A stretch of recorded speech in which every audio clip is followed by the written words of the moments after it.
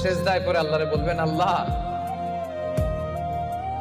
এই পৃথিবীতে আমি ছাড়া তোমার গোলামের অভাব নাই, কিন্তু তুমি ছাড়া আমার দ্বিতীয় কোনো রব নাই। চোখের পানি ছেড়ে আল্লাহরে ডেকে বলেন, আল্লাহ এই জমিনে আমি ছাড়া তোমার গোলামের কোনো অভাব নাই, কিন্তু তুমি ছাড়া দ্বিতীয় কোনো রব আমার নাই, তুমি ছাড়া দ্বিতীয় কোনো জায়গায় চাওয়ার সুযোগ আমার নাই।